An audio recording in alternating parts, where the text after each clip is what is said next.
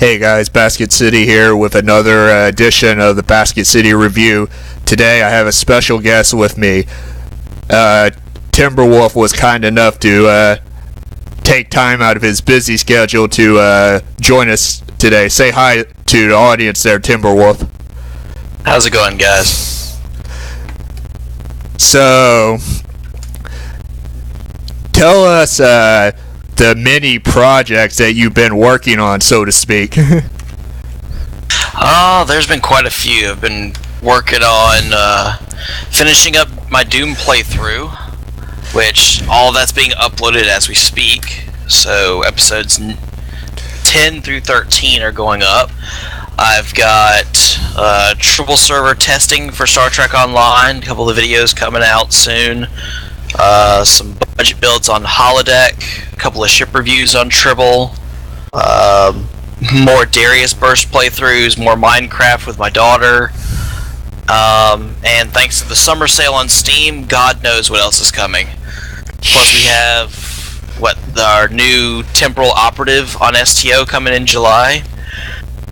Right. So yeah, a lot of paperwork, a lot of stuff to do. Right. And there was someone on my YouTube channel requested that apparently they're a fan of yours watching the Doom. He requested and said you need to say the Doom in your voice that you do for your videos. Oh, you mean Doom? Yeah, that one. It must Doom. It seems fitting when you're playing, especially with this one. I mean, the originals were just kind of, you're in there, you're having fun. It wasn't really creepy, it wasn't really overly demonic, it was just you're in there killing shit. Doom 3 was a horror game for the most part as far as how they were planning out. This one is, you're in there, you're one badass son of a bitch, and you're gonna kill everything. So you've got to say it in Doom a certain way. Doom 3 would be like, oh my god, we're in Doom, and I don't know where the hell I'm at. Whereas the newest one is Doom, I will kill everything. Right. So it's just, and the only reason I do that is because it matches the theme. I mean, you know, Star Trek Online is, especially with all the power creep, it's just kind of happy-go-lucky, but we can have some challenges. Doom is heavy killing. Minecraft is light and fluffy. So it matches what the game is, quite honestly. Right. So, to the people who are casual players in STO and they don't really know, like, budget builds and stuff, can you, like, explain that in, like, more detail for someone who's a novice? Yes, and I'm actually working on building one right now as we're speaking. I'm working on a KDF tune. What I'm trying to do with the budget builds is, yes, there is some dilithium, some EC, and for a couple of them, I'm going to do a minor Zen purchase, and I'll show you the difference between not having that Zen purchase and having it. But I try to base the budgets around 10 to 12 days, so if you can do Foundry missions like the Ludomatic series from Foundry, normally you can get enough gear from those to sell for about 150 to 200,000 EC a day. You can get 8k dilithium a day just from doing, you know, Nakul runs, Borg sector patrols, Crystalline Catastrophe, and while you're doing some of those, you can get your daily marks, your daily mark bonuses. Depending on what runs you're doing, you can also get your elite marks, depending on what you're working on. But I'm trying to do it around, no matter what ship you have, within 10 to 12 days, if you're saving up for it, you're not spending your currency on anything else, you'll have a cohesive build that can work on the starship with as little currency spent. But also, if you choose to keep this build and upgrade it, it will be just fine to keep as is when you upgrade it, with maybe minor changes if you want to. For example, one of the Odyssey builds that I did recently, because I did all 3 Odysseys, if you wanted to upgrade to vulnerability locators from your Spire, and then maybe upgrade your beam arrays, more or less that's all you'd have to really do. Just keep upgrading the gear and maybe put in locators, and that build's going to be fairly solid. It's going to do better than what it did at a budget level for 10 to 12 days of saving. You're not going to lose any survivability, you're going to gain it, and it's something you can keep. And I'm not basing them off of just DPS, and that's why whenever we do these, we also show off a solo Starbase 24 to show off its survival. And whenever I can luck out, I try to also do a solo Borg sector patrol, because while the standard patrols aren't that tough to fight by yourself, the command vessel boss at the end can be at a budget level. So it's just showing off the minimal budget of less than 2 weeks, how well you can survive and put out some decent damage on your target that could even allow you to contribute at an advanced Q level. Right. So, just for people who are like new to this game and they're like, what in the world is DPS? What's, ISA and stuff? Explain that to like a new person. DPS is damage per second. It's pretty much in any game, as far as MMOs or anything else. You want to be able to do the most damage per second to take out your target quickly. Now, in some games, it's not the end-all, be-all, because they have a balance between your DPS classes, where they're focusing on just dealing as much damage per second as possible to kill a toon, versus a tank, where they're taking in all the damage. They're not worried about damage output, they're worried about solely survival and threat control. In this game, however, a lot of things are based off of your damage output, including threat generation and other powers. So it's just making for sure that you can actually deal damage, and a lot of times if you're doing advanced or elite content especially, to really contribute to the run, you have to have a certain level of output so that you're contributing to the run, is the best way to put it. You don't have to have insane numbers to complete the runs, but if you want to do it effectively and make for sure that you are doing your fair share, there are more or less minimal requirements that will aid that. For example, Infected Space Advanced, ISA. That's kind of the go-to when testing your damage output, because of how the map is laid out, that you can pretty much constantly stay in combat and constantly fire your weapons at a target. It's why it's used. Right. Going on an advanced queue like that, if you're wanting to be able to complete it with the objective and you're wanting to feel like you can contribute, the rough number that's been agreed upon by most in the community is 10 to 13k DPS. So you're looking at, when you're doing a rough average of your numbers, you've got 13,000 damage points per second to all enemy targets on the map, whether it's a singular target or multiple targets, depending on your build. So just 10 to 13k for an advanced content, and that's what I base the budget builds off of. Is you're able to contribute at that level, if not a hell of a lot higher, as we've seen, but you have survival, because at the same time, advanced queues, the targets will last longer and they can hit harder. They have better resistance. So you're going to be in that fight a lot longer. You're going to have to survive, especially if you take the threat by accident, because you can never guarantee when you're doing a random run who's got what. So you do have to build in survival to your builds as well. But that's what DPS is. You're worried about damage output. You can still have damage output and still survive, or do science, support, heals. It just depends on how you build your ship. So, in other words, you're basically saying the sky's the limit on what you can do in DPS.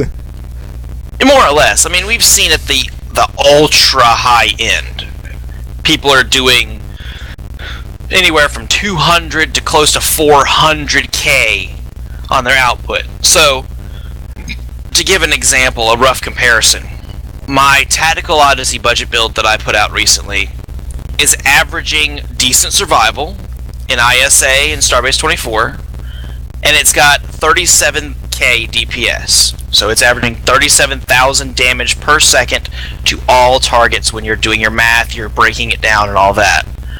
At the high end right now, we are seeing people that can do 275k, so they're averaging 275,000 damage per second to all targets on the map once math is done and broken down.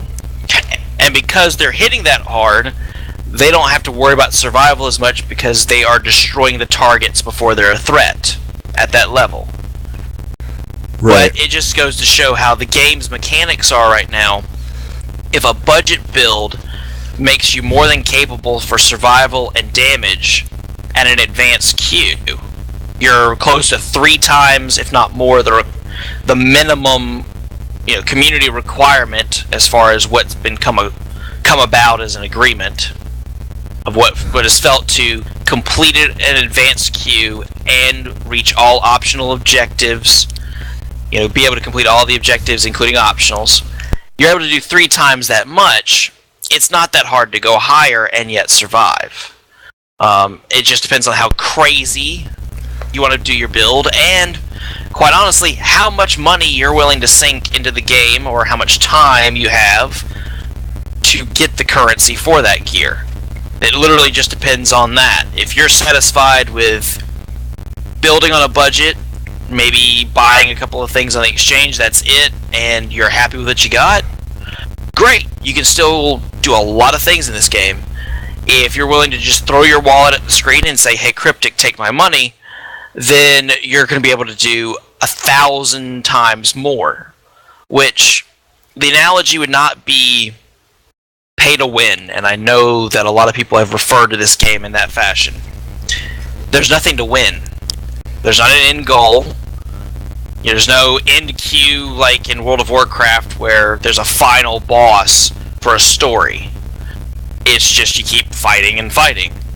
It's just pay to get faster, pay to get better. Because you can reach a point without spending anything as far as Zen or Dilithium where you're going to reach a wall. Then beyond paying Dilithium and fleet credits, you're going to reach another wall. So there are all walls in this game as what you can do, but especially with the new event coming up, the new expansion, the walls get pushed back further and you can do a lot more with a lot less, to be perfectly honest. Right. Looking forward to when the new expansion comes out, someone in ISA with a tier 6 Connie on the DPS leaderboard. It's entirely possible. I mean, it's right now what we're looking at is, budget builds are looking to be able to do, and these, what I would consider budget builds, you're not upgrading anything. It's as is. Mission rewards. I've got reputation rewards, and some fleet gear. Not all fleet gear. But you're basically looking at a budget build in today's realm as pre-Delta Rising. So whatever you pick it up as, that's what it is. If it's a Mark 11 blue, that's what you're using. Those kind of builds pre-Delta Rising did not do much because of the way the mechanics were. You didn't have starship traits. You didn't have a third of what we have now as far as powers and abilities. Those builds now are insanely better than what they used to be. You can just piece together things from pre-Delta Rising and it works. So that level of creep's only going to get better as time goes on. So if you've got a tune that you haven't done anything with, let's say you left the game right at Delta Rising, you didn't like the way the game was going, but now you're excited to come back, and your build was a high-end build, you've had Mark 12 and 11 gear, that build's going to be actually better than what it was when you left, just because of how everything's changed, because you can add to it just with starship traits, duty officers. It's going to be better. Right. Another thing too is we're getting closer to July 6th, which is the Agents of Yesterday. What's your notes on it so far based on what you've seen on Tribble? It's looking good. And I try not to give out too many spoilers. I know I did one mission on my channel dealing with the Kelvin timeline because I had to. So, without giving away too many spoilers, the stories are good. It's not just toss. So I just want to warn everybody, that's about the only spoiler I'll give out. It's not just toss that you're seeing. Your tune that you create is a TOS tune. But not all the stories are TOS-centric. Right. That being said, I've been able to test out some of the temporal operative specialization. I've been able to test out the space sets, the weapons. The only thing we haven't been able to test out is the rewards that you get for leveling your tune. But even without testing them on paper, whatever you can do now, it's going to get better.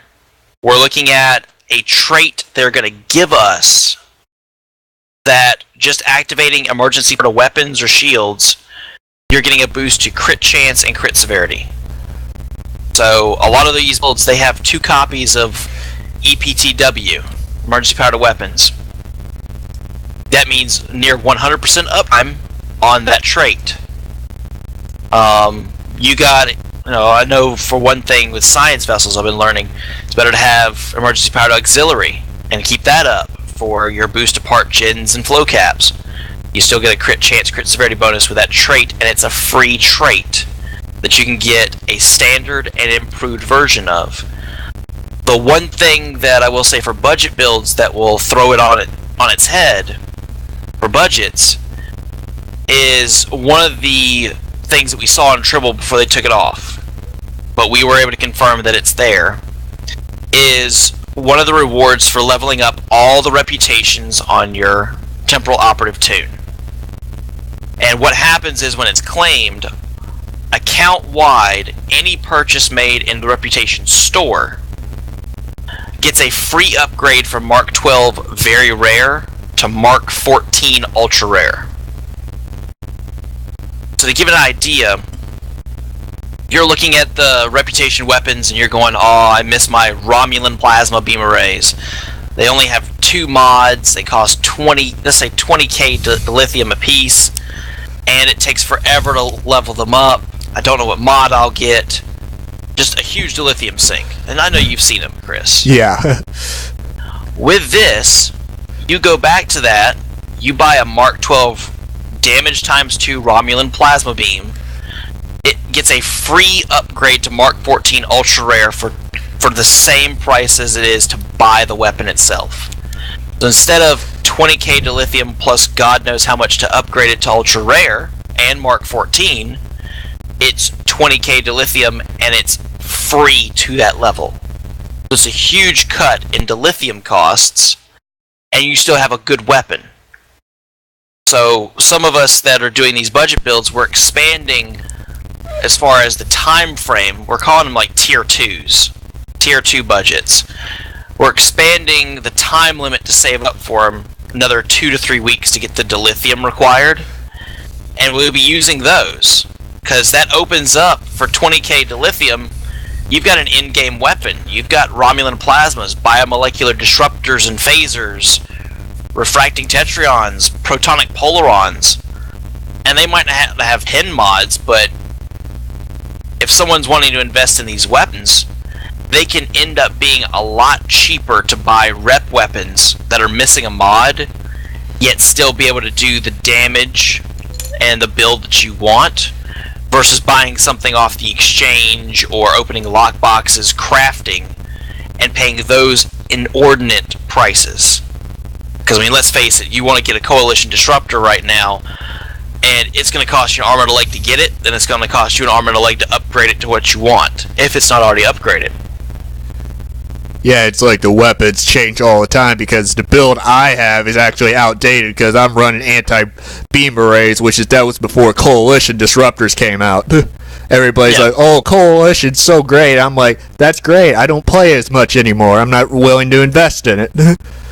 Well, and see, with this one right here, Coalitions are amazing. I have them on my main tune. Unfortunately, they're stuck on my main tune because even with the recent fixes, they're still bound to character. But the good thing is for newer players, or return players if you can't afford Coalitions, with this change, biomolecular disruptors get their free upgrade. So Mark 14 Ultra Rare, potentially damage times 3 biomolecular disruptors. Pair them with a Terran Task Force beam. They're not going to be able to do the uber high numbers, but you're going to have a disruptor that gives you a full debuff, a radiation proc, and 3 damage modifiers. You're going to be able to do very well for that for a lot less overall than what it costs to troll the exchange for 7 beam arrays for coalitions. It can still be a goal of yours to go after them if you want to go after coalitions and make them a part of your build, but it'll be a lot cheaper in the short term to go after something that's from the reputation store once these changes are made. Right. So, dying question people are asking because word got around that you got the new summer event ship. What's your take on that? Well, the word is true. I kind of feel guilty, and I kind of don't, because I blew through most of my Lobby resources doing it to have her week 1, just because, well, you gotta write reviews. But wrote the review for Loot Critter. She's a good escort, and I'm not an escort pilot, but running, I wanted to show off what she could do if you're saving up to build a decent build on her on a budget based around her standard energy type, which is Tetrions. So by the time you pick up the ship, just doing the daily missions, you have something that works. And like I said, I am not an escort pilot. I'm learning, but it's not what I do. I do cruisers. So for me to have a decent survival ship that has a grav well and it's using OSS, and I'm averaging also a good damage output on a budget, that only tells me that someone that flies escorts every day, they're going to have a good free escort on their hands that they're going to want to play with every day. And I like the fact it's got intel powers on it. I really wanted to just really test out an escort with them.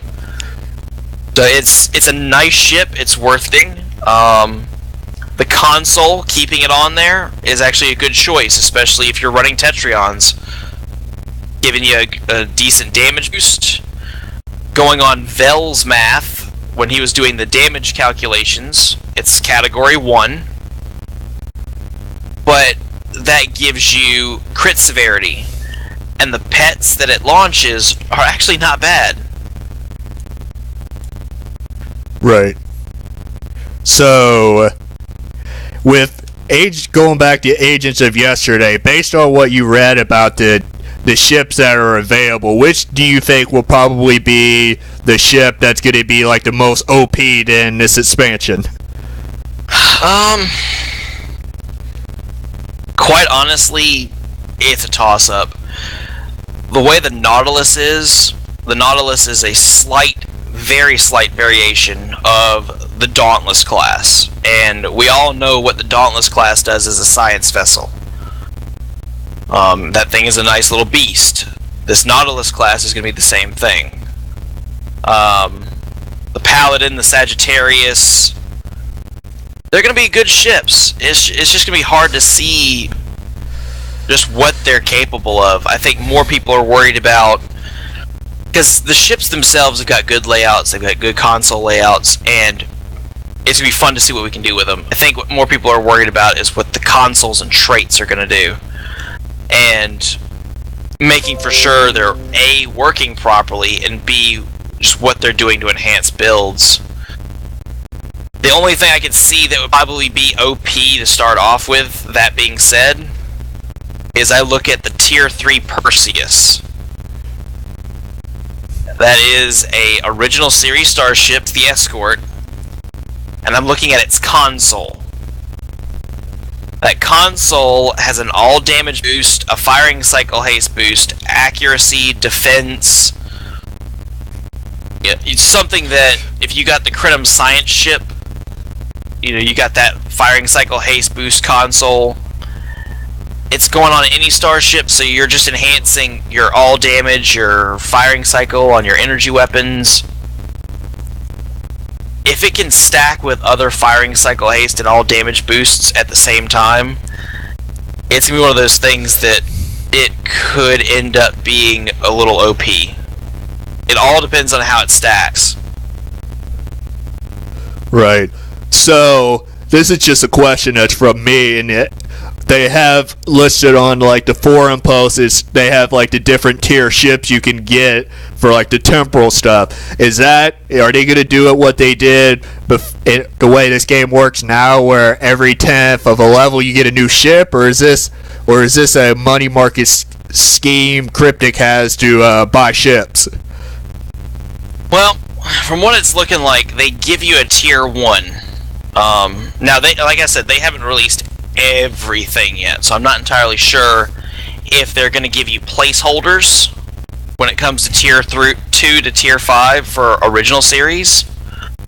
And I can't really say much about what starships are given because I don't want to give away too much as far as the story. That is a little tied to the story. But they do give you a tier 1 as a placeholder, the Pioneer, the utility class as they call it. And yes, it could be seen as money marketing for starships because people are going to want that immersion since it's a temporal operative, or they can finally have a tier 6 starship but it looks like a 23rd century. But I don't think that was their original intention. I mean, it can be taken that way. But I think it was just giving people the option of, if you want to make it where your ship looks like it's from that era because your tune is, then here you go. You got these options. You got temporal ships if you want to really go in for the 25th, 26th century look. I just don't feel their first thought was, okay, we need to come up with a way for money marketing and ship sales. Okay, this will do it. And quite honestly, I do hope that maybe there are a couple of placeholder ships to level up that are TOS era. Maybe they have lesser stats. But it is a hope that there are free versions for those tunes, because that way, when they're leveling up, they're not going from their original series ship and they lose their immersion because they're going straight to a Saber or the Connie refit. Right. So, I will say, if we're going to do this, I would love to see an upgrade to the Connie refit. Not the original. I know CBS has an issue with that. But I referenced the Excalibur class skin. The Excalibur class is a 25th century design take on the Constitution class. Best way to describe its look is it looks like it's mixed between a Constitution refit and a Sovereign. I think that would fit as a T4 or Tier 5 based on its design. It could. It doesn't have to be a T5U upgrade, it doesn't have to be T6. It could be put at the same level as our Mirror Universe starships. And those are even behind some T5s. So I would like to see that happen.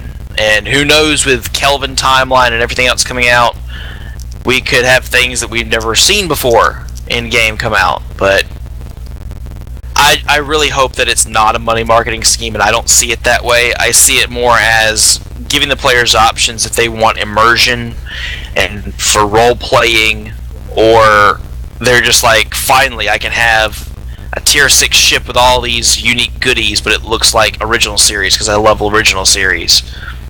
That's the way I'm looking at it. I laughed because one of my buddies seen Into Darkness, and he casually plays Stowe, and he thought for a while before I told him it's not going to happen. He thought with the new expansion we're going to have a Nero ship in this game. I'm like, yeah, it's not going to happen. CBS would throw a fit about it. And see, here's the thing. I mean, you never know. Because we didn't think we'd have, even though there's been a couple of references in the storyline when it comes to the Kelvin Timeline, the JJ verse, the Abrams verse, whichever terminology you want to use.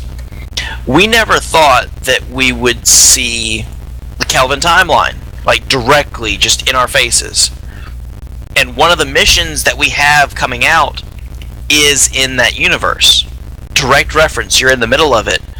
The Temp Ops pack has the science officer from that universe that you can have as your bridge crew. Is it like 2710 or something? Or 08110, I think. I have to look it up later. 0718. That's the robotic guy from Into Darkness, right? Yes. But we never thought that would happen. And for that to happen with Cryptic, that means CBS, Paramount, and Cryptic got together and made a deal. The best way I look at it is it's a good marketing ploy. And that's me going on my marketing and business from college. They've got the new movie coming out. And they knew what the date was for the release of the movie 6-8 months ago, when this was really starting to hit the fan, over the past year, where they're developing this new expansion. So they probably made a deal behind the scenes going, hey, y'all are tentatively releasing it this date. Y'all haven't decided yet. Our movie comes out on this date. So since you're coming out before us, is there a way one of the missions can involve the Kelvin timeline, the JJ verse? And then that way, in a way, it's advertising for the new movie. Because you get to see the stuff in early July, the ships, as far as the Yorktown and the Birds of Prey and everything. You're seeing stuff in that universe a couple of weeks before the movie comes out. So I'm thinking at its baser level, the executives saw it that way, as a way for marketing. Then creative talent, writing the missions and doing starship designs, they're going, ooh, creative, I can design the starship from the ground up, I can build this, I've wanted to do this. And they get to get their creative hands in there. The story writers get to write a unique story that not only deals with the Kelvin timeline, but ties into the game itself and the lore. So their creative hats have gone on. And they're thinking of, I could care less about marketing, I get to have fun and write a story. And it ties in with everything else. But we, 2 years ago, never thought that would happen. We thought, no, they would never put JJ verse in here. The fans would riot, and they'd quit the game, and this, that, and the third. And they're doing it in a couple of weeks. So there's always that possibility, however remote, that you could see it. I wouldn't say the Romulan mining vessel, because we blew it up. So if they're putting it in there, they're suggesting there's more than one that's been Borgified by Nero. Right. The same would go with the Vengeance class. If they put it in there, they kind of got wrecked on Earth by Khan. So unless they've started building them in mass quantities in the alternate reality, or gave us those blueprints, I can't see it. Could it happen though? Yeah, very well could. It all depends on contracts behind the scenes from the executives of those three companies. Because the moment the paperwork's out the way, all the creative and artistic people in the companies are going, good, we get to make it happen. Because they could care less about the contracts, they just want to have fun making the content. So I will tell him, wait and see. Because we won't know until it happens.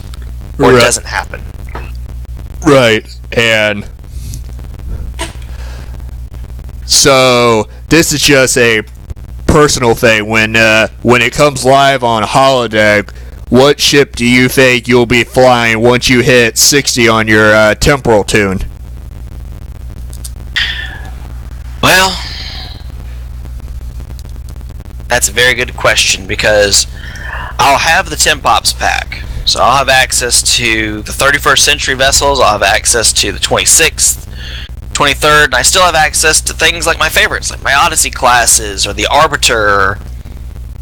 I think I've got a Galaxy class now. It's going to be a toss-up, especially with the possibility of a new lockbox coming out within the next month, because I believe we've had the Nakul box for, I want to say 2.5 months now. And they do the rotation every 3 months. Last year, the lock came out on my birthday. That was fun. Crinum. Yay. So potentially we have a new lockbox coming out where there's more starships there. That's a Lobi ship. Potentially 2 lockbox ships if they follow the Herald box or the Tholian box, where you have either Lobi or an ultra rare. So there's a couple of ships there, plus the Tempops pack, plus what I have.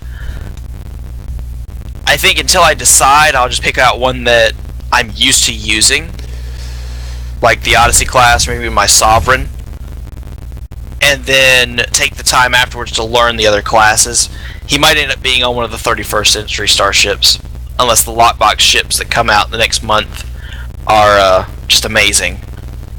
It's just hard to say, because with each tune I try to do something a little different, and use a different starship, so it's a different play style. So it's hard to know what I'll do with that tune until I'm actually using them, and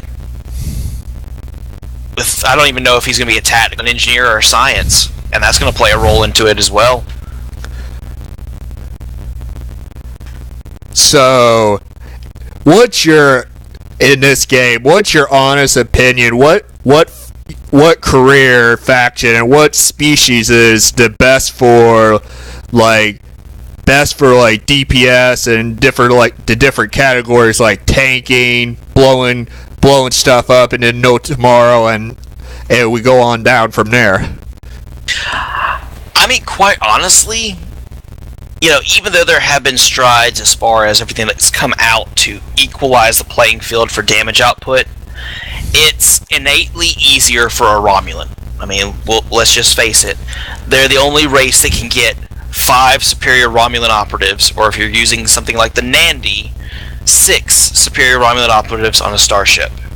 So they can get crit chance and crit severity thrown at them.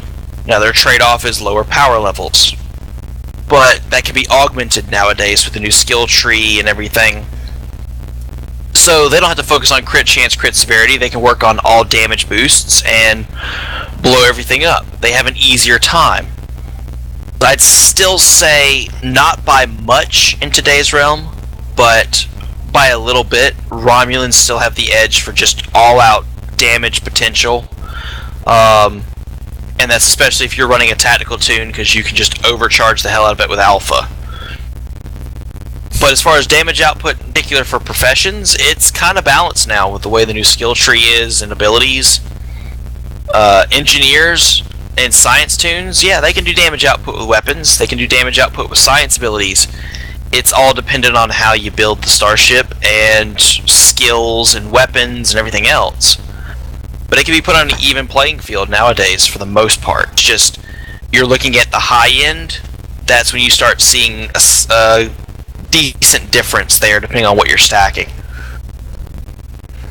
Right. And so with the new expansion, for the people who spent millions of EC, myself included, on the Crinum time ship, could that be incorporated in this game, or do you have to buy it separately for that tune? You mean the Crinum science vessel? Yeah, the time ship. That looks like a big spark plug. Oh yeah, the one from the anniversary.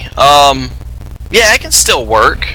It's, as far as I know, since you've got it unlocked for all your accounts, you make a new account, you can put it on that tune. So you should be able to, and it's got a good console on it. And that's just if you like science. I mean, that's, for me, I kind of try to do the engineering variants nowadays on engineering tunes, science variants on science tunes, and tax on tacticals. Just because it feels right. I mean, you can do any variation you want, but the Crinum science vessels should do well, especially with all the new science boosts that they're putting in the game. You'll have an easier time with your science output and damage over time abilities. Yeah, it was like right when they announced the new expansion, that's when I bought the Crinum time ship, and I spent like a crap load of EC on it, and now I'm really regretting it with new expansion coming out. So I'm like, yeah, this is going to be a waste of money, and I was thinking, oh, you won't be able to use it in like the new expansion or something.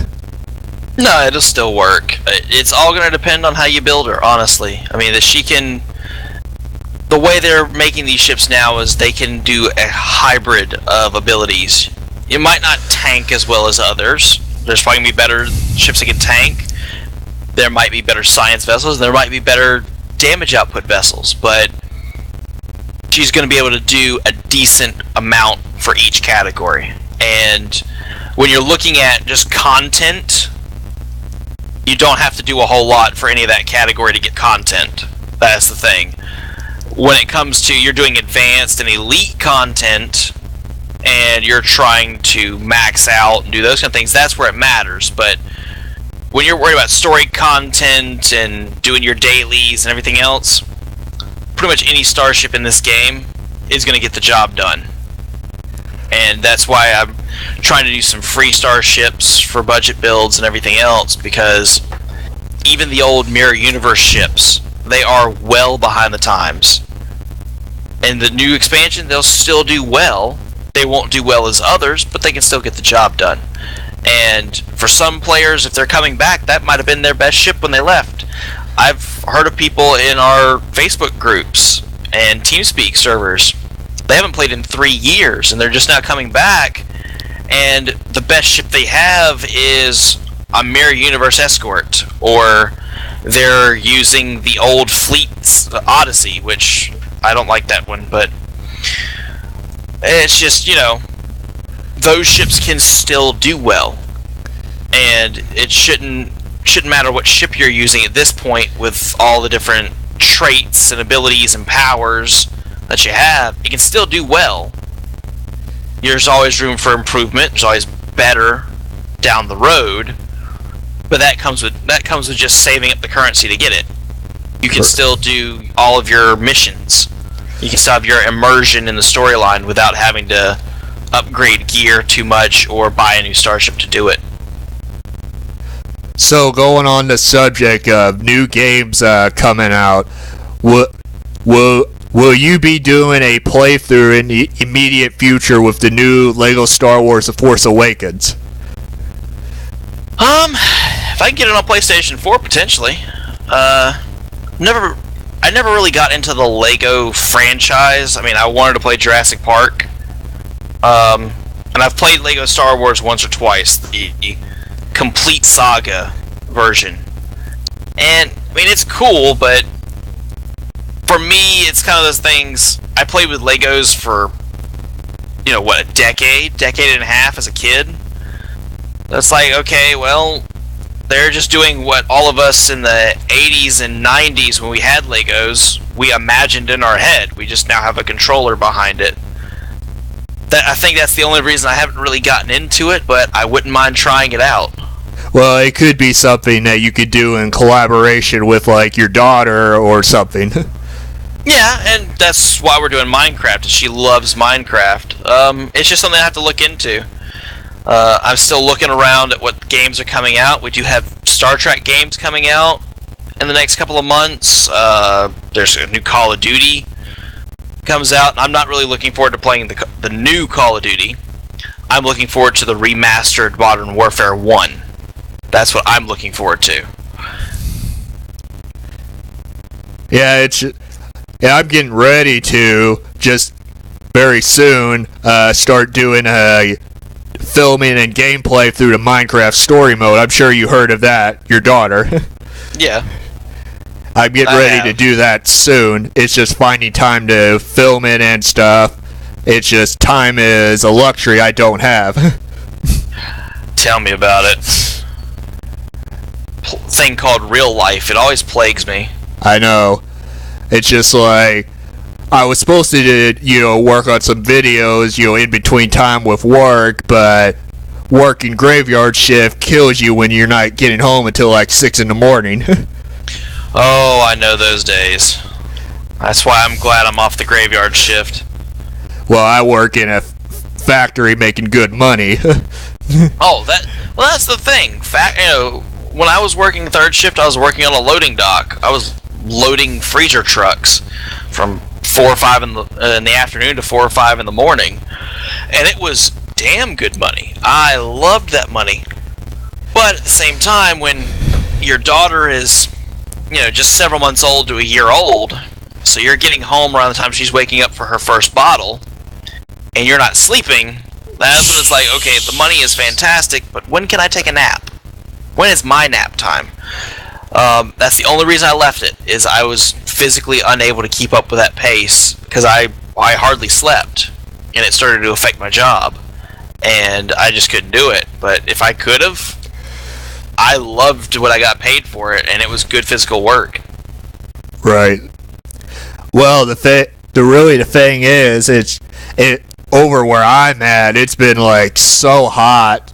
Even with, having the windows open and everything in your house, it's still hot. Oof.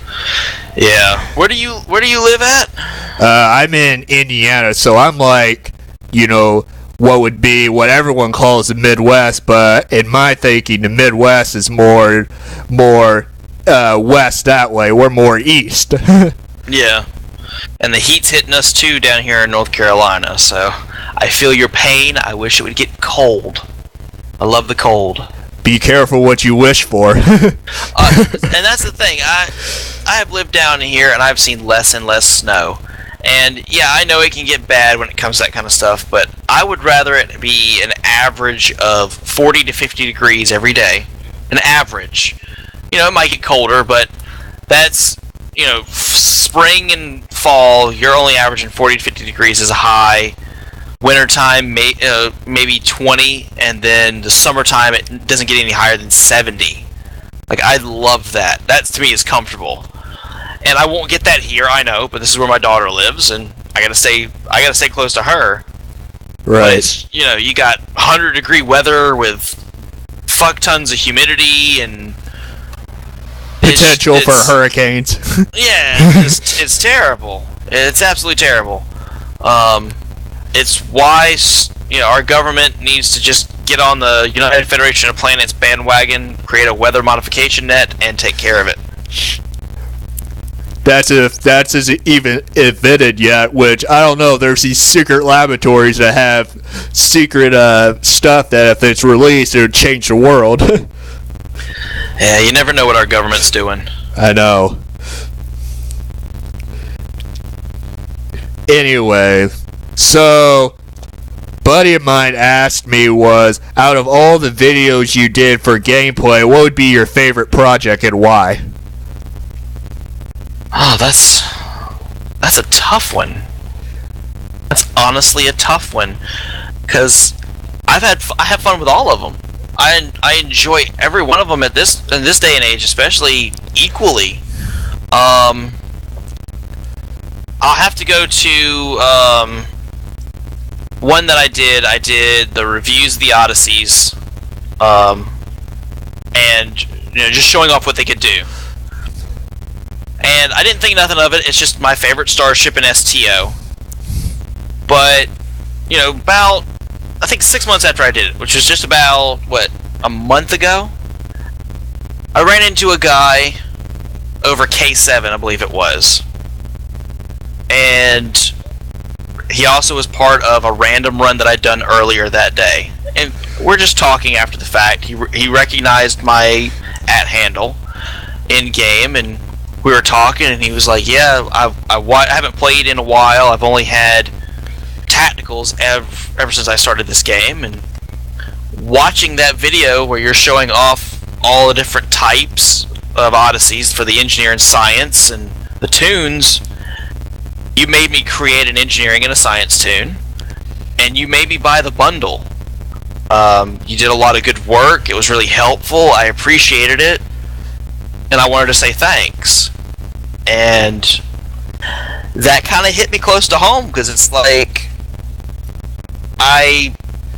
what I did, I was just having fun, and somehow I sold him on a bundle of starships, and I helped him just come back to the game in a different perspective and enjoy it again.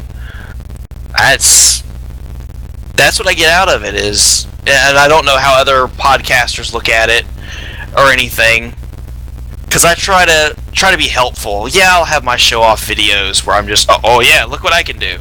But I think everybody has that. But overall, if I'm able to help someone, even if they never tell me, if it helps someone out, for me, that's what's the most enjoyable part of it, because you're able to pass on knowledge that either you learned on your own or you can reference where you got it from. And that's why I reference some of the people that I know, like with Odin. We all know he's the torpedo god. You reference him when it comes to torpedo knowledge. Scott Ross would be for scimitar builds. I mean, you know, you've got those where it's like, okay, I don't know anything about torpedoes, but he's the one I learned from. But regardless of who did the knowledge or the testing, you're able to maybe give it in a different approach where it helps someone understand it better, or send them in the right direction and they learn from the person they need to.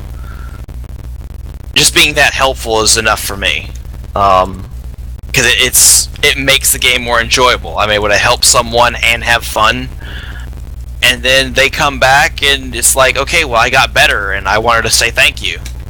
You know, you weren't able to do much, but what you did was helpful, or it helped me on a rough day with all the dirty jokes you're doing in some of your TeamSpeak chats. It helped my day. It helped me cheer up. That's the kind of stuff that makes my day. That's what makes videos memorable to me. Would be knowing I either cheered someone up or I was able to help someone. I love how you made the DPS After Dark reference. Well, and you got that. You've got DPS After Dark, which is straight up adult. They're only about just, you know, adult humor, and they're there to have fun. You've got, what is it, Kirby After Dark? Yeah, it's called that now, but I'm so used to saying DPS After Dark, so when I reference it, people are like, it's Kirby After Dark, but I'm like, whatever. Yeah, well, I mean, there's more than one channel out there, but I mean, even with, you know, non-in-game chats, I mean, just TeamSpeak. You know, I come over to the Facebook group. TeamSpeak is my go-to. That's where I always go. And half the time when we're recording, you don't know what the conversation is going to turn into. You have no clue. And then you capture it, and you find that there's at least 3 dirty jokes, someone sang, that you didn't expect to sing, political conversations, and then a couple of people cussing each other out, and then they make up afterwards. Yeah. And that's your commentary for the video. Like, you're doing something that's helping someone with a build, let's say. But while they're watching it for the information in it, they're getting to laugh because of what's going on in the background. They're having to listen to you fight and be like, hey, I'm trying to do this because I'm trying to help someone out. And the whole time you're fighting off all the conversations in the background that you're just like, really? We're talking about that now? And that's what's fun. And you, like I said, you see it in the chat. There's multiple chats that do that. There's TeamSpeaks that do that. Skype calls. It's everywhere. Just makes it more fun to play the game.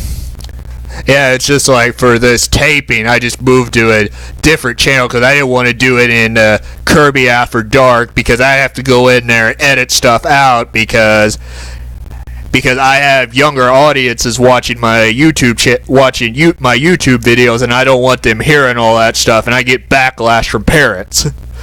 Yeah, and being a parent myself, I'm the first one to tell my daughter, you know, I've got Doom on my channel. Now, we all know what Doom looks like nowadays. Yes. And I'm the first one to tell her, look, you know I'm recording this game, don't watch it. And I'll tell her why. Does she watch it? Nope. Just go play your Minecraft. Just go play Minecraft. You can watch Star Trek, because most of the time when I'm putting up Star Trek, it's not anything where it's going to be vulgar, or you're going to have to worry about language or anything like that. Just don't watch Doom. When Call of Duty comes out, I'll probably tell her not to watch that, because that can get graphic when it comes to things like headshots and, you know, just potentially on where it can go. It could get bloody. It could get graphic, and it's not something I want my little girl watching. Yeah, we don't want that in her head, not yet anyway. No, but it's, you know, you try to watch what you can, and then you hope that the people that are watching are going, okay, maybe this and watch, and you've got the ones that are rebellious. Well, I'm gonna watch it anyway, and those are the ones that they're like, hey mom, I don't know, what's this? What is this? Well, where'd you hear that? YouTube. I don't know what to tell you. And of course, they're not going to tell you where they got it from. Nope, because then they have to give out what channel they got it from, and they want to be able to still watch that channel. Right. At one time or another, I was a kid once, but when I was about the age of what your daughter is now, YouTube was just getting started. Pretty much. I mean, and to see where it's gone to this day and age is incredible, and I don't think it's going away anytime soon, just because of what kind of audiences it can reach, which is literally everyone. I mean, let's not forget, we've got things on there like Psy from Korea. Gangnam Style exploded everywhere, and that was YouTube. You know, our YouTube for music videos when we were growing up, MTV. Yes. Now, I wouldn't put on MTV for my life, because I don't know what the hell they do over there. It's not music videos, I can tell you that. No, it's not music television, which is what they were branded as. But that was your MTV. You woke up before school, and that was when you watched the music that had just come out, and then you could go to school and talk about it and everything.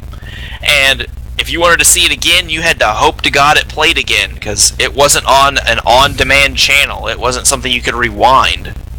Yeah, TiVo and DVR didn't even exist, unless if you taped it on a old-fashioned VCR, which your daughter probably doesn't even know what that is. She does, from when she was a little kid. We had the old Disney DVDs, but it's something that nowadays you look at that and go, God, why would I want to buy the DVD? I could just pay $2 and watch it on my phone, or watch it on YouTube. Or just buy a Blu-ray. Yeah, well, I mean, with the digital age, you don't even have to buy the disc anymore. You just go out and you've got the digital copy. Or, you know, that's why they do the DVD, the Blu-ray, and the digital copy in one. You know, you just buy it on the go on your Play Store or the iTunes Store, and you get it on your phone. And everybody, you know, looks back 30 years ago, and it's like, it was on a VHS, it was on that big boxy looking thing? What the hell is that? How did it even survive? But it just goes to show how, among other things, YouTube has helped influence that, as people want it on a digital realm. They want to be able to re-watch it whenever. It's helped revolutionize the media industry, and I don't think it's going anywhere. I think with the new VR tech, that's where YouTube's going to go. In a few years, everybody's channel will have VR videos on them, and VR experiences, where that's going to be the big thing, is you're watching YouTube in VR, and that's the best way to watch it. And anything that isn't in VR, you're going to go, wow, how archaic. It's not in VR. I know. It's just the natural progression. It's like I was telling you about the other day on Facebook and stuff. The VR will not work on my iPhone 6, and now I'm like kicking myself in the rear, like I should have got a Galaxy S7. Hey, it's something that I already know. You've got the VR for Xbox. You've got one for, what is it, HTC. You've got one for Galaxy. I've seen the one for PlayStation. And I'm going to tell you right now, I'm not buying that sumbitch. I am not paying $400 for a VR. Dude, you could buy a console. You could buy 2 Xbox Ones with that kind of money. Yeah, for the PlayStation VR headset, they want $400 for the headset. They want an additional $100, so $500 if you want their starter pack, which is the headset, Move controllers, a game called PlayStation Worlds to get the idea of VR. And I'm looking at it going, okay, so last year PlayStation 4 came out. A year, 18 months ago is when PlayStation 4 came out. So it's not even 2 years yet. That was $400. Now, here, less than 2 years later, you want me to spend another $400 on a VR headset, and then another $400 on PlayStation 4.5, which has 4K resolution. Is that the PlayStation 4? Is it called like Neo or something? Something like that. But they've said they're coming out with a new console that's 4K ready. And I'm thinking, the way our digital and technological age is, all it would take to make a PlayStation 4 4K ready, if it wasn't, is software patches. The hardware should be, if you're planning on a console to last, on average, 5 to 6 years, because that's what it's been between PS2 to PS3 and then PS3 to PS4. You're wanting the console to have a shelf life of 5 to 7 years. then you already knew when PlayStation 4 was coming out, 4K was coming. It was out there in the smallest amounts, but you knew it was there. You'd plan for it. Something tells me the standard PlayStation 4 can handle 4K. It would take some software upgrades, and that might take some decent space off the hard drive, but it could take it without any additional purchases. And that is the thing that irritates me. As a PC gamer, you're used to upgrading constantly, especially if you want to stay at the high end. So buying parts is nothing, and those parts can cost more than consoles individually. Let's look at graphics cards, for crying out loud. Yeah, Titans or the GTX 1080s. Yeah, tell me about it. You're used to doing that. You're used to doing that because it's a PC. You're always used to upgrading it because you have that one PC that you like the case on it, and you just want to throw in and out parts because you like the case, or you like the hard drives, or whatever that is about that. So PC players are used to doing that to keep up. Console players aren't. They're used to buying a console. It's good for 5 to 7 years. It'll play all the games that come out, no problem. It's the highest resolution available, and if they want anything higher, they have to wait for the next console in 5 to 7 years. Right. Now they're setting a precedent that, okay, you might be getting a console every year or two to keep up with it, because we're not planning that far ahead anymore. And that's a dangerous precedent for a console player, because what if it takes them 5 to 7 years to plan out how to have that money? Or, you're living paycheck to check. It does take you 5 to 7 years to save up little by little by donating plasma or selling off some of your old stuff, or lawn maintenance, or whatever the case may be. Well, if you're used to that 5 to 7 year mark and they're coming out every 1 to 2 years, and then your peripherals like VR cost as much as the console, consolers can't keep up anymore. That's a huge price increase. So I'm hoping it becomes software updates. I really do. Because I'd love to play Doom in 4K. I'd love to. Oh my, that would be beautiful. It would be. But I'm not going to pay an extra $400 to get a new console to do it. That's my point, is I'd rather it be a software update and can be done. And then, hey, it's 4K, I just got to buy a TV. Right, it's just like with Xbox what they're going to do with the 4K, from what I'm reading, is they're not coming out with a new console, and they're going to come out with a software where it's optional. But since I don't have a 4K TV and I'm not going to spend an arm and a leg for a new TV, I'm just going to leave it as is right now. Yeah, and I give it 1 to 2 years, and 4Ks will be at a reasonable price and a reasonable size. Because the only 4Ks I've seen recently are 55, 60 inch or higher. And that's how they've always started off. They can make them in the big TVs. Give it a year or two, you'll start seeing 30-inch televisions that are 4K at a decent price, because they want to make sure everybody can enjoy that quality. And hopefully by that time, it's a software patch for consoles, it's a software patch for some computers that maybe came out right before that precipice of 4K, or more of the graphics cards are friendly to that resolution, excuse me. Because I've seen them. I love it. I love the clarity. It's going to throw people off, though. Yeah, it's kind of weird, too. I'm seeing some stuff that Microsoft throwing out the idea where they're going to have 4K for the Xbox 360, but the question is, which one, though? Because there's so many generations for the 360, because it was out for 12, 13 years. Good Lord. Yeah. And, I am a PlayStation fan. I will say that. I am a PlayStation fan, but here's my problem. Xbox is doing stuff that PlayStation should be doing. Xbox has backwards compatibility being built in right now, where they are making it backwards compatible to some of their older games. That's huge. Because right now, up until that point, if you wanted, let's say, a PlayStation 3 game, using it as an example, that's also on Xbox, so a Call of Duty game, and you wanted to play it on your Xbox One, but it's an Xbox 360 game, you had to go into the store and you had to buy it again. There's another $60 in a game you've already probably beaten, and you're buying it again because you want to play it on your new console. Now, with backwards compatibility, they're going back to, oh, you've already bought the game, you've already made the investment in the new console, let's help you out so you can keep playing that game.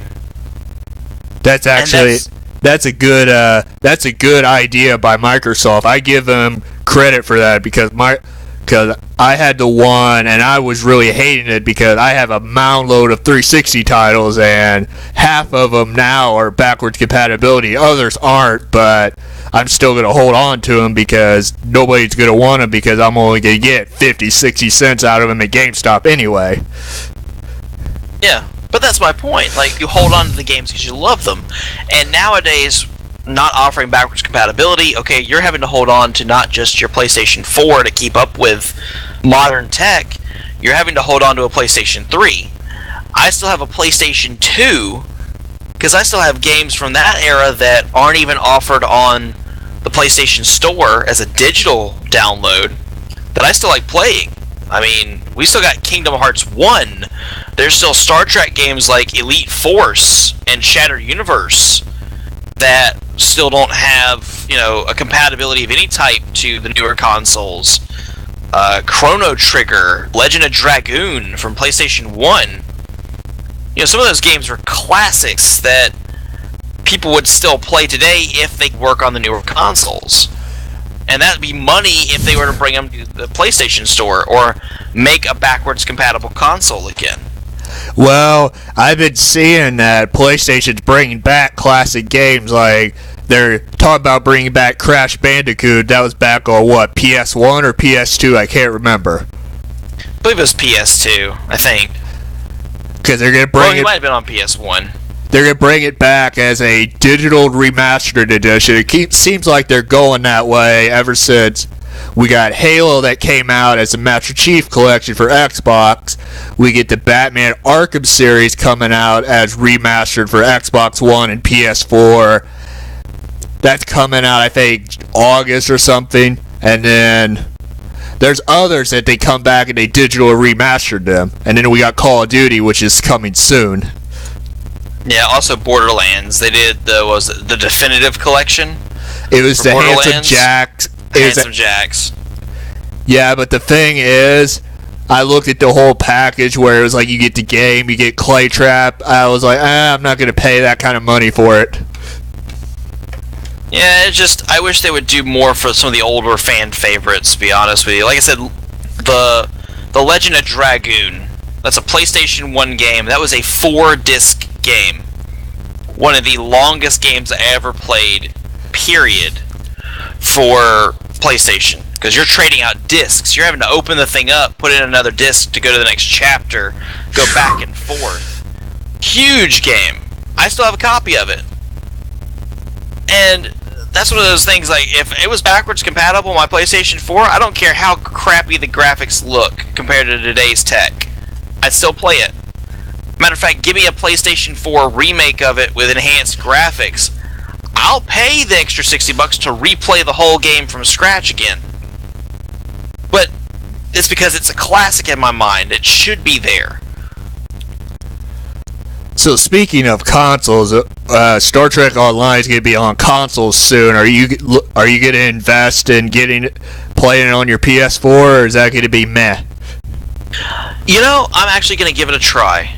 I am investing in a mouse and a keyboard that are PlayStation 4 compatible, just in case, compared to running my standard keyboard, the console controller is a little clunky, and I know they're doing their best to making sure it's a smooth gameplay experience with the controller, and I'll give it a try, but I just want to have a keyboard just in case. But I'll give it a shot. I'll start over from scratch, and start off with everybody else. It's going to be a unique experience, to say the least. Everybody on console starting off in the exact same fashion, so no one's got a tune they can transfer over. No one's got in-game gear. No tier 5 star bases. Nothing. That's actually a good thing because I kind of don't want to see someone transfer all their godlike gear to the console and they're like 1,000 steps ahead of everyone else. Yeah, and that's why I'm actually looking forward to doing it. Is everybody's starting off at the exact same level. So everybody's going to be trying to build up that first Federation Starbase fleet, that first Klingon fleet, that first Romulan, starship to Tier 5, or whatever the case may be. Everybody's going to be working to get that taken care of. So there's going to be a huge influx of people trying to get into fleets to do that, trying to figure out, for a lot of the console gamers, they're not used to playing it, so they're trying to figure out the gear sets, referencing YouTube. But they're going to be the first ones to learn about how to make our builds that we have on PC work on console with their setup. Because most of them will be using controllers. So how well does our setup that we're used to having 15 buttons to press and 15 keybinds, now it's set on this new UI for the console, does it work just as well on the console? And that's exciting to me. The only thing I'm irritated about is I'll have to rebuy some of my Lobby ships or Lockbox ships. That's about it. Yeah, it hopefully they learn by what went wrong with the Neverwinter console version and they improved on that. Hopefully they learned something from that, because Neverwinter on the console was awful. Well, no, they actually said that. I talked to Salami Inferno, and that's one of the things that he referenced, was that they've been using Neverwinter on console as their go-to, their learning tool. They've learned a lot from that, and they put those lessons to use with Star Trek Online. They'll actually have separate servers.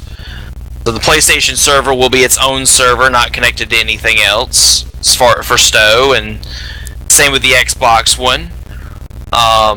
So they've learned their lessons. It's just going to depend on, at this point, they're starting off with fresh servers. They don't know how many gamers will be joining in. It could be 1,000. It could be 100,000. So they're having to gauge from the get-go what these new servers can handle. And they've got a lot of time to do that, but it's going to require patience on the player side, because they're just now doing console, whereas they have 7 years worth of experience on PC. So they're going to have a slightly different approach when it comes to doing all the stuff for consoles. Right. So this is probably no, because I haven't seen anything. Is there for console players, is there some kind of beta test where they could try to test it out, or have they been keeping it under wraps? It's pretty much been under wraps. I haven't heard of anything, because that would be something that all the PC players would already be about. They'd be like, oh, it's already out on console. Who's got a console? Test it out. And I haven't seen anything yet. So my assumption is no, but I probably will boot up my PlayStation here in a little bit, just to be on the safe side. But I think they're keeping it under wraps to see if they can do behind-the-scenes testing on it first. So that way, if they do a beta test, they've already done as much as they can. If a beta test is not done, something tells me they will have a demo set up at Star Trek Las Vegas. So people can at least do a mild test of the basics before it goes live. Yeah, isn't that coming up in August or something? August 3rd through the 7th. So at the very least, I can see a demo for it at Vegas. And hopefully you'll write a review about it, see if it's any good or bleh. We'll see. Right. So,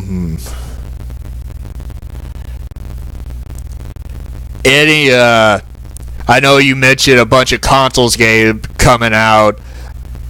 Well, I know I may have asked this already, but I know you have a bunch of, you said something about, was it Steam sale? You have a bunch of games coming out. Is there any that you may look at investing in? Um, Not yet, because I haven't gone through all the sales yet. But there was one that a buddy of mine and I were going to play, Battlefleet Gothic Armada. And I know he's already started playing it. So I might invest in that one, because that one looks pretty sick. It's Warhammer 40k, but you're doing all the stuff in space.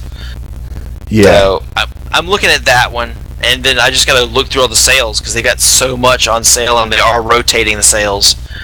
So I don't know. We're just have to see. I really can't. I don't have that much money for a game, so I try to pick something that looks like it will be good, or hopefully will be good, and see what happens.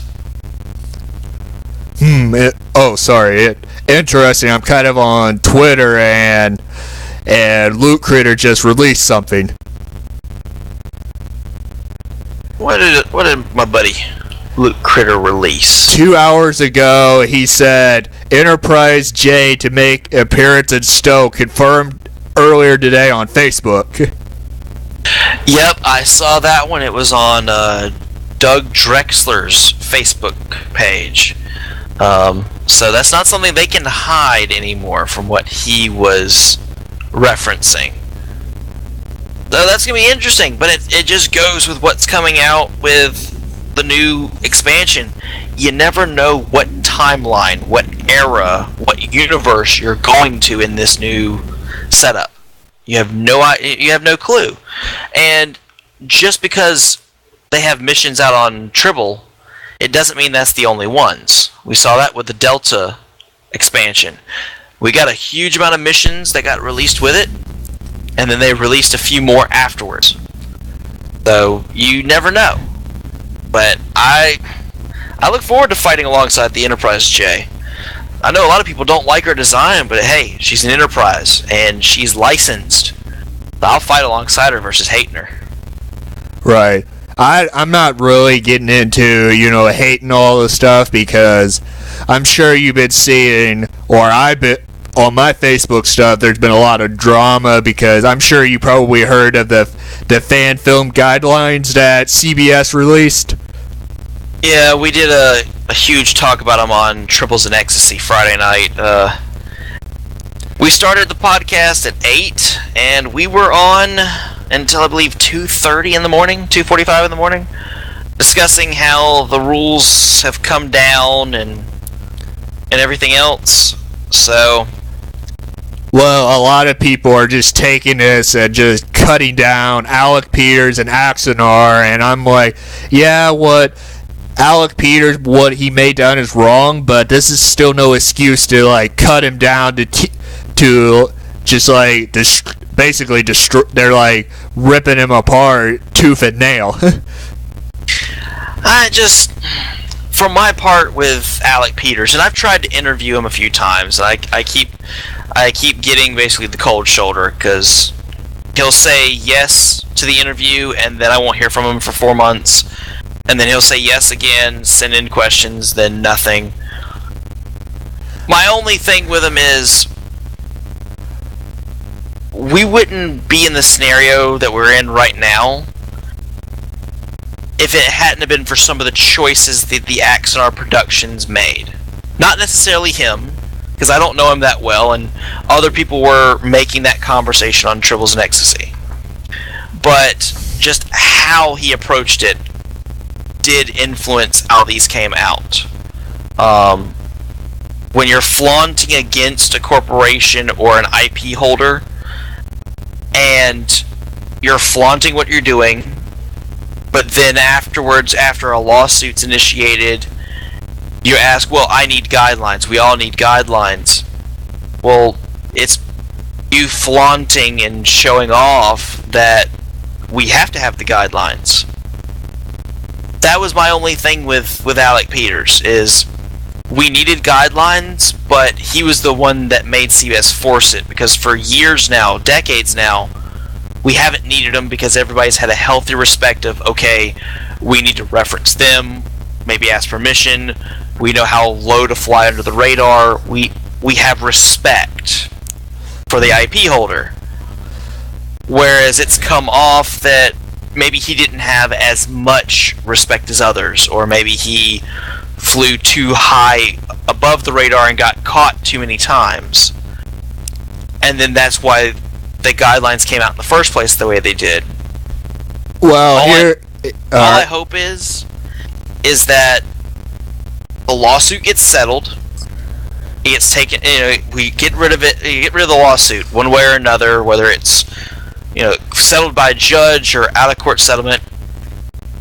But what I hope is that the guidelines are relaxed for the fan films that never stepped on CBS's toes, because there's a lot of good ones that have never been flagged by CBS, never been put down. They never did anything wrong. They did everything by the book the way they were supposed to before the lawsuit. And they're the ones being affected by these rules as well. Like, I'll reference Pacific 201 was a good beginning of the 23rd century. They were in 2200. Or Renegades. And people love or hate Renegades, but if CBS wanted to sue people, they could have sued Renegades. They had just as many references to characters and locations, and they didn't. That's because they were low under the radar, and they did it, and they were kind of being cooperative with CBS, because I read their official release regarding the guidelines. Same thing true for Star Trek Continues, and there's others that I watch that I know people from that I support because I'm friends with producers and or actors or actresses part of that. Well, that's what I'm saying is they didn't get sued, but they had a healthy respect for the IP, whereas maybe Alec Peters didn't. And, we'll never know what truly happened behind the scenes. We'll never know, because they'll never release those conversations. They'll be sealed court documents. But it's obvious that he did something, because they were already doing productions and everything else as well. But it's obvious that him and or his production did to piss off CBS to go after them specifically with the lawsuit and not everybody in general. It was just Axanar. I'm thinking... So it's something they did. What I'm thinking happened is when they did the prelude to Axanar, I think that kind of raised a red flag with CBS, because here's a few things I noticed that could have been interpreted as copyright infringement. A, they had the Enterprise 1701 depicted for the love of God. That's copyright infringement right there. When I saw it, I'm like, it won't be long before CBS has a field day with them, because it was clearly depicted. Yeah, there's a few things, and the lawsuit references a lot of little nitpicks that, if you look at what they were referencing as copyright infringement, 90% of our fan fiction does exactly that. You go to New Voyages and Continues that are faithful reproductions of the original series. Axanar, Renegades, Pacific 201, they all hit something on the complaint list for copyright infringement against Axanar. But I think for Axanar it was fragrant. It was flaunted. I think that's pretty much been the key to all this. Is the others were willing to work with CBS, and CBS was like, okay, well, you're willing to work with us, we'll work with you. Whereas Axanar might have flaunted it more, might have been in your face about it than others, maybe not as negotiable as others. And I really hope that this kind of gets them like, okay, maybe we do need to be more negotiable, because it's not just affected us, it's affected everybody else in this realm where they can't do what they used to do. So I just hope it's amicable for everybody involved, not just Axanar and CBS and Paramount, but all the other fan films, where we can have an agreement where they can continue their work. Because a lot of them have a lot of good work that's been put on hold because of this. Right. No, don't get me wrong, Prelude to Axanar was really great and stuff, but the thing is, it seems like Axanar's not really a fan film, because they have, Trek actors like J.G. Hertzler and you got Gary Graham, in that's going to cost money just for them for their time and talent. Yeah, well, I mean, the same could be technically said when it comes to Renegades, because Renegades is a fan film, and you had Chekhov, you had Tuvok, you had Mano Tareme.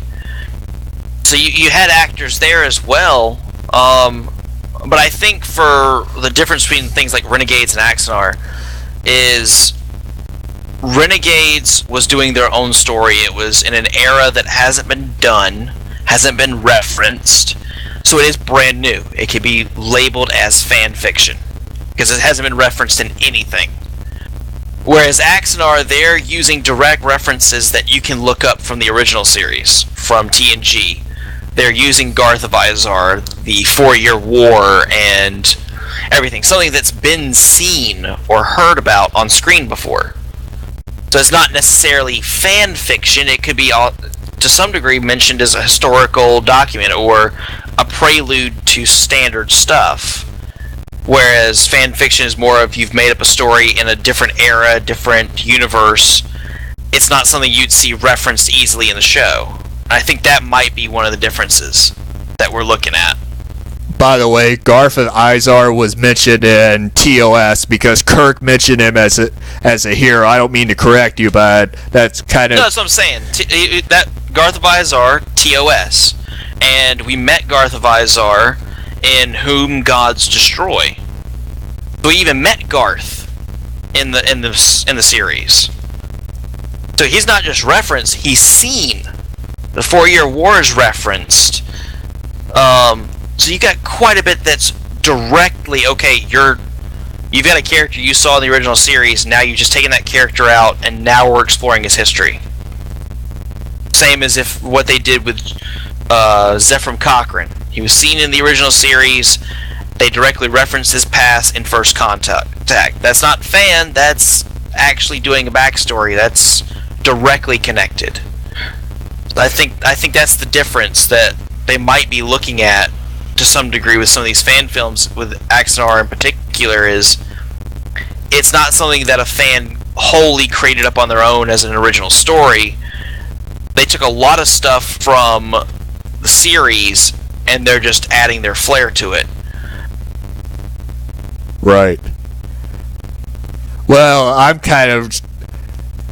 Until recently, I've kind of been neutral on the issue, but it's due to, having friends that are in Trek fan film production. I kind of was forced to take a side because, out of respect for them, and I'm kind of like, let's just all sit together, let's all get together, have a talk with CBS and discuss what we can and can't do instead of all this backlash back and forth. Pretty much, and that's pretty much what needs to happen because, like I said, this has been because of Axanar. That's all they're referencing in their lawsuit. So clearly, even if others have similar infringements, they've been willing to overlook them. I mean, I use Continues as an example. That's a faithful recreation and extension of the original series. Yet they're not being sued. So I think that when it comes to the fan film guidelines, they need to be taken case by case. And as tedious and monotonous as that will be for CBS, I think it's important. Because what Axanar did is not what others did. They didn't piss you off the way Axanar did for whatever reason. Whether it's because of their content or some deal behind the scenes that went south. They pissed you off and the others didn't, so it needs to be taken...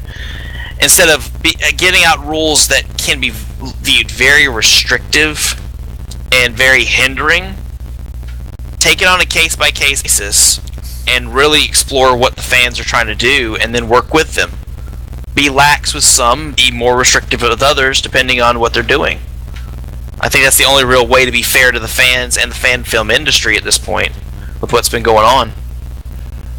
Right, it's just like...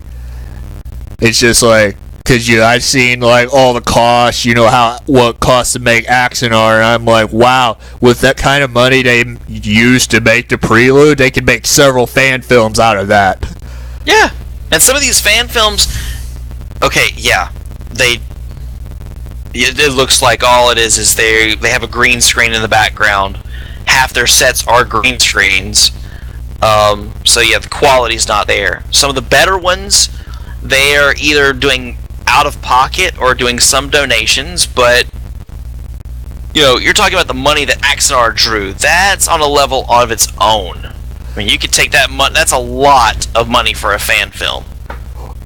The money they made. The money they made to make Prelude to Axanar. I did the research. They could make 5 Flash and Arrow TV shows with the kind of money they used to make one episode, and I'm like, that's a problem. Yeah.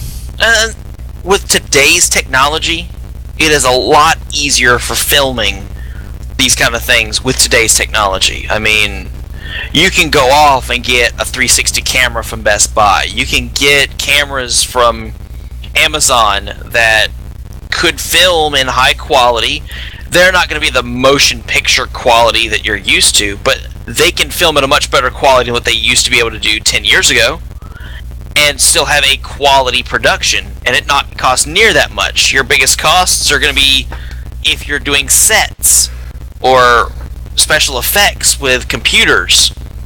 But right. Some of those costs, they don't have to be that much. You can wing it. You can come up with unique ways to do it, but Axanar's budget for what they've raised and everything, that throws a red flag to me. Like, that, you're starting to far beyond past fan film, and you're starting to get into the realm of, okay, I'm trying to do the first Jurassic Park. That's been the analogy I'm basically using for it. You're getting to the point of almost the first Jurassic Park. You have a decent budget where you can actually hire in people and bring them in and do the work, do the computer work, post-production, high-end cameras. You can actually afford to hire a couple of actors that have names in the industry, which did happen. And they're not doing it out of the goodness of their heart or for the love of the genre. They're getting a decent paycheck out of it.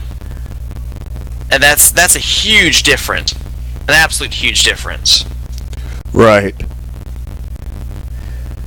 It's like, I don't really tell this very often, but it's just like, I've been offered a few times to be in fan film, but it's just like, with the whole thing going on with the thing, I'm like, not for sure I want to do it because it's just backlash and stuff all the time. Well, it honestly depends on. It doesn't depend on the fan film. It'd be nice to be part of a fan film, but you have to make for sure going in that they're doing it for the love. They're not doing it for the money, and you've seen that difference in fan films recently with what they're doing. If they have a love for what they're doing. Right now, all they're doing is just changing bits and pieces so that it's unique, and they're not stepping on CBS's toes. Let's look at Renegades. Renegades is the perfect example. We're basically getting a new pilot because they've said that they are removing all Star Trek references from the next Renegades project they're doing. It'll be sci-fi, but it won't have any Trek references, so they don't have to deal with those restrictions. They're still doing what they love. They're going to just be exploring it in a different way. But they're not going to stop what they're doing because of a couple of restrictions. They'll just change the way they do it. Whereas someone who's doing it for the money will simply get upset, they'll fight, they'll bicker, they'll try to get their way, and then if they can't, they'll walk away from it. Right. And, we've seen a couple of fan films that are Star Trek based that they have no way to redo them in another way, so they're just saying, hey, we're just going to sit back, wait for the backlash to finish, then we're going to go to the negotiation tables and see if we can continue our work, because there's no way we can make it currently under the new guidelines, but we didn't do anything wrong either. Right. So some of them just put it on hold, and they're still filming, they're still doing their stuff, but they're putting it on hold. They're not releasing any new trailers, they're not releasing footage. They're waiting until they can negotiate with CBS and Paramount separately. Some are changing what they're doing, like Renegades. and then you've got one or two that are just getting pissy. So it just shows you who loves genre for the love of the genre, and who loves it because of what they can get out of it. Right.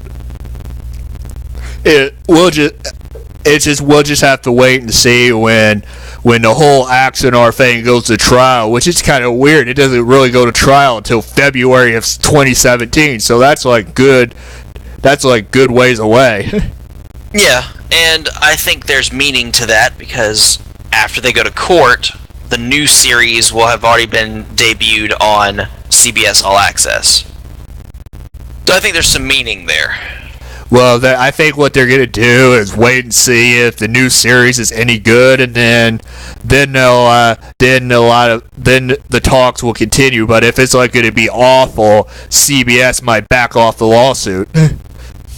It definitely does depend. They might also be looking to see how Star Trek Beyond goes. I mean, we're not kidding ourselves. There is money in Star Trek. If there wasn't money in Star Trek, they wouldn't have been holding onto this IP for 50 years. They wouldn't be cashing in on every chance they can this year with the new TV shows and merchandise and the video games and everything else.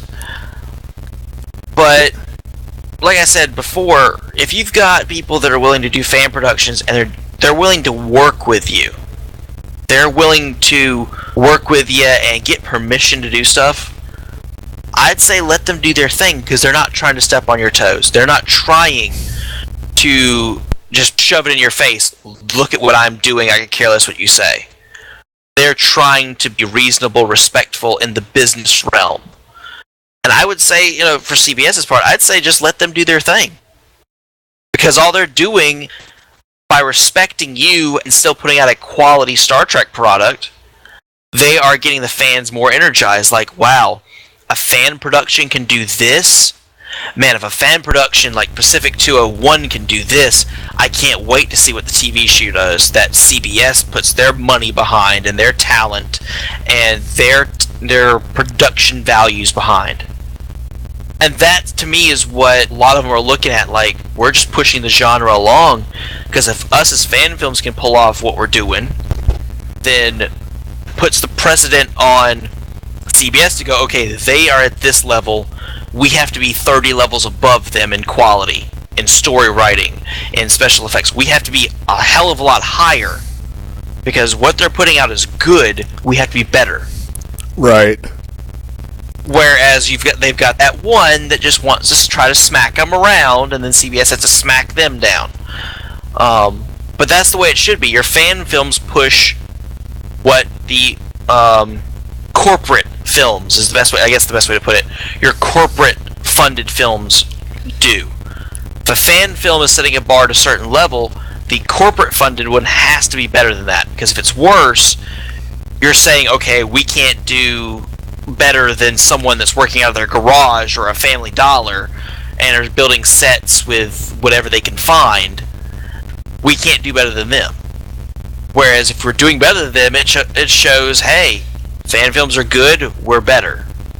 But it pushes the IP either way to get better and better as time goes on in all aspects. And that just leads for a better quality product for the fans in general to enjoy. Right. So,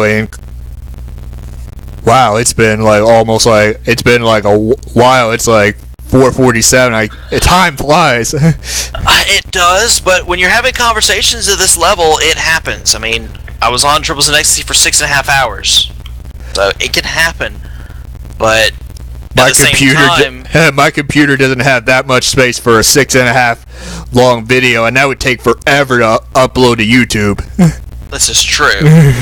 But there's content worthy of that time frame. That's what's important, and it's not hate speech against any group and all that. It's frustration. It's conversation, it's discussion, it's logic and reasoning. And I hope that CBS, Paramount, Axonar, they all listen to all the podcasters out here, including this. Because if you want to know what the fans want from Star Trek, if Bethesda You want to know what the fans want out of Doom, Blizzard, and Activision. You want to know? The fans tell you every day on social media. They tell you on Facebook, Twitter, Instagram, YouTube, Twitch. They tell you every day. This is the best place to learn about what your consumers want, their positives and their negatives, their frustrations and their high points. And me and CJ have gone over quite a bit today.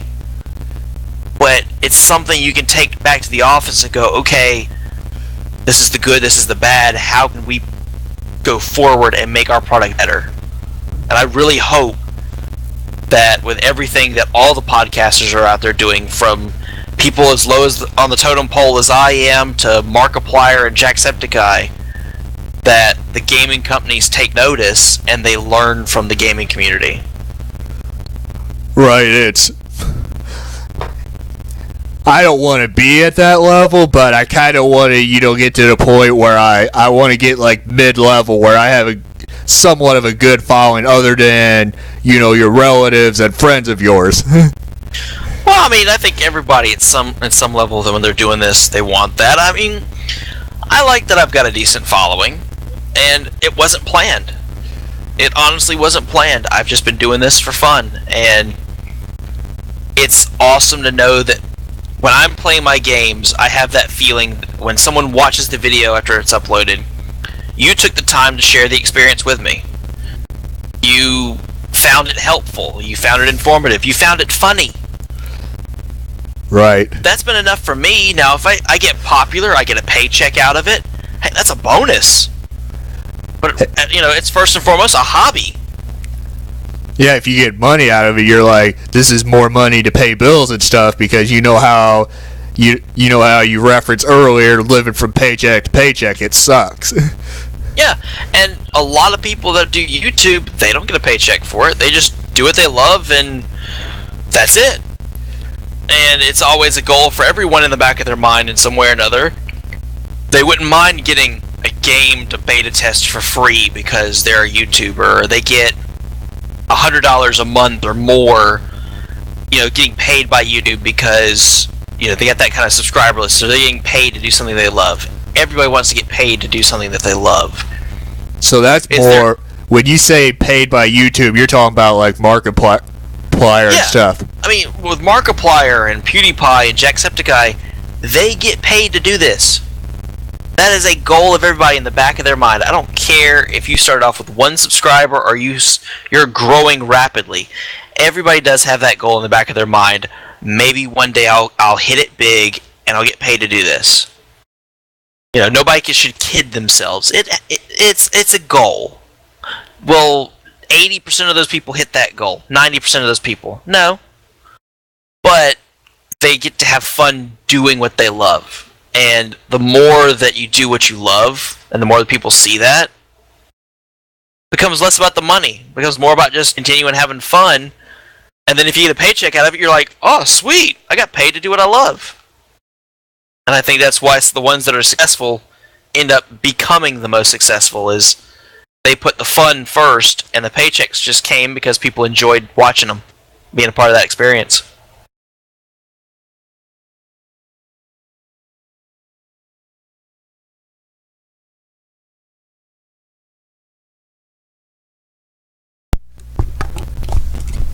Sorry, I had to step away while you were busy talking. I had to read a text message. I'm sorry, I didn't mean to, take but over you were that. talking, so I didn't really need to interject or something, because it was just a Twitch notification. Zeroni Rex's broadcast. I'm like, no, can't watch that right now. Yeah, I love watching her broadcasts. I kind of hop into her channel there on Discord for a while, but there's so many people. I don't even try to talk. You get talked over. Yeah, that's what I avoid. I love being on there with her. I love talking to her. She's a great dev. In my opinion, she's my favorite dev at Cryptic Studios. What I would like is if have conversation with her, it'd be more one-on-one, like a video like this or something, instead of just a public channel with thousands of people trying to talk and stuff. I don't know.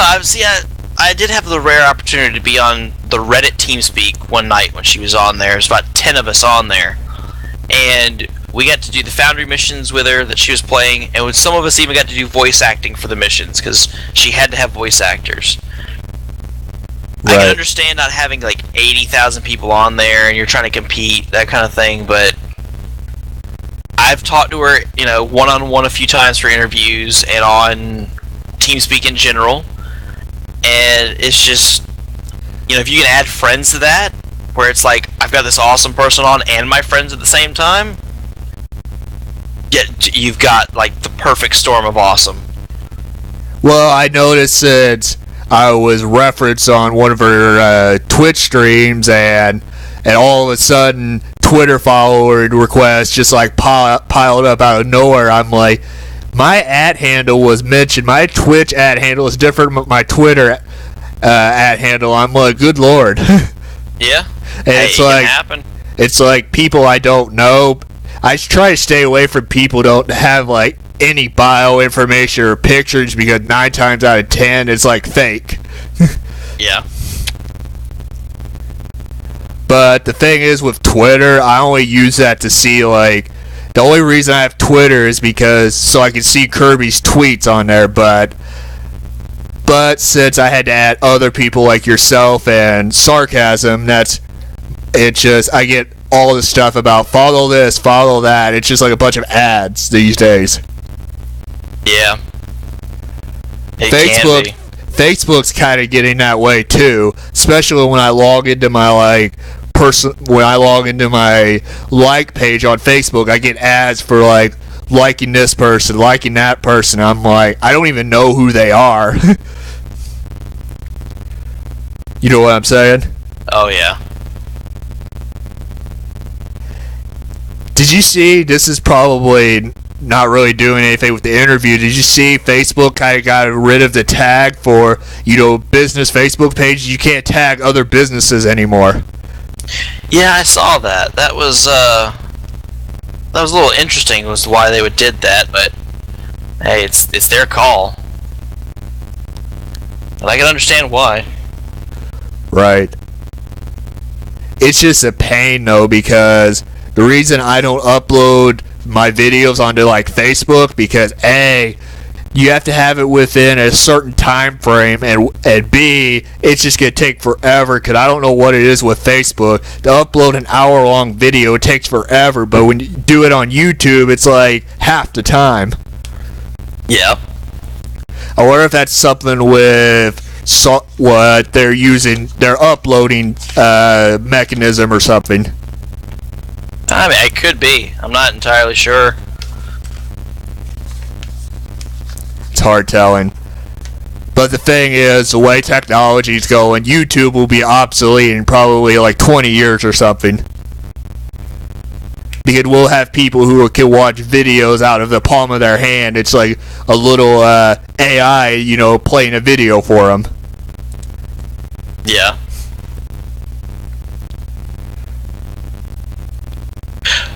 Well, I do gotta run, CJ, but it has been fun being on here.